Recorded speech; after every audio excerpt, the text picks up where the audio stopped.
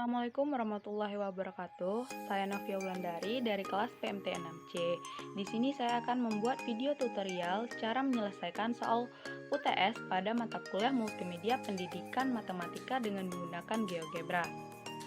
Adapun soal yang pertama yaitu tentukan bayangan segitiga ABC dengan koordinat A 2,1, B 4,1, dan C 3,3 yang digeser dengan vektor min 1,4. Maka langkah awal yang kita lakukan, hubungkan koordinat titik A, B, dan C dengan menggunakan poligon. Hubungkan A 2,1, B 4,1, dan C 3,3 dan kita hubungkan kembali ke titik A. Langkah selanjutnya, kita buat vektor min 1,4 dengan menggunakan vektor. Karena dia min 1, maka kita mulai dari bawah dan kita tarik ke atas sejauh 4. Selanjutnya kita tentukan hasil dari bayangan segitiga dari geseran tersebut dengan menggunakan translate by vector. Kemudian kita klik gambar segitiga, kemudian kita klik garis vektor. Nah, di sini terbentuklah hasil bayangan segitiga dari geseran tersebut, yaitu segitiga A aksen, B aksen, dan C aksen. Kemudian dilanjutkan dengan pencerminan terhadap sumbu X. Maka langkah awal yang kita lakukan yaitu klik reflect about line. Kemudian kita klik gambar segitiga hasil dari geseran tersebut. Kemudian kita klik sumbu X. Maka terbentuklah hasil bayangan segitiga dari pencerminan tersebut, yaitu segitiga A double aksen, B double aksen, dan C double aksen.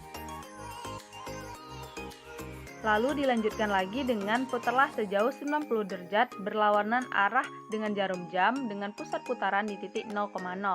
Maka awal kita lakukan, kita pilih poin, kemudian kita buat pusat putaran di titik 0,0. Selanjutnya, kita pilih rotate around point, kemudian kita klik gambar segitiga hasil dari pencerminan, kemudian kita klik pusat putaran di titik 0,0. Di sini muncul seperti ini karena nilainya 90 derajat, kita masukkan 90 derajat. Karena berlawanan arah jarum jam, maka kita pilih contour clockwise. Kemudian kita klik OK. Nah, di sini terbentuklah gambar segitiga hasil dari rotasi atau putaran tersebut, yaitu segitiga A triple aksen, B triple aksen, dan C triple aksen. Kemudian kita perkecil layarnya. Selanjutnya,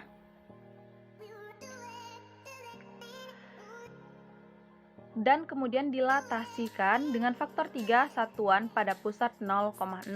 Maka langkahnya kita pilih delete from point, kemudian kita klik gambar segitiga hasil dari putaran atau rotasi, kemudian kita klik pusat 0,0, kemudian kita masukkan faktornya 3, kemudian kita klik OK. Nah, kemudian terbentuklah hasil bayangan dilatasi tersebut, yaitu segitiga GHI. Maka bayangan segitiga ABC hasil akhirnya yaitu segitiga GHI. Selanjutnya untuk soal nomor 2, diketahui sebuah kubus ABCD EFGH dengan panjang rusuk 6 cm. Tentukan jarak titik C ke bidang BDG. Maka di sini kita tampilkan terlebih dahulu 3D grafiknya. Dengan klik view pada 3D grafik, kemudian kita hilangkan saja grafiknya, kemudian tinggal algebra dan 3D grafik. Langkah selanjutnya kita gambar sebuah kubus ABCD EFGH dengan menggunakan cube. Kita pilih cube-nya.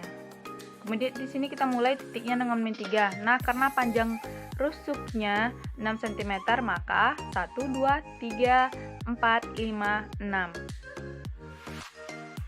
Maka terbentuk sebuah kubus ABCD EFGH. Kemudian kita hilangkan saja akses dan solve-nya. Kemudian kita geser ke tengah kubusnya.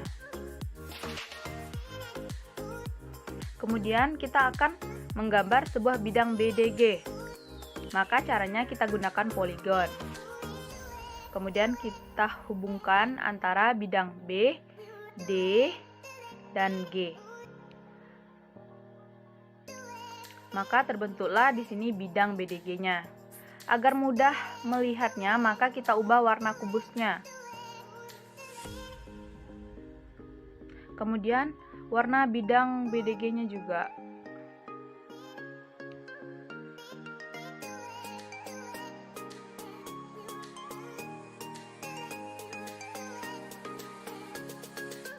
Nah, kemudian bidang BDG-nya kita beri nama segitiga BDG.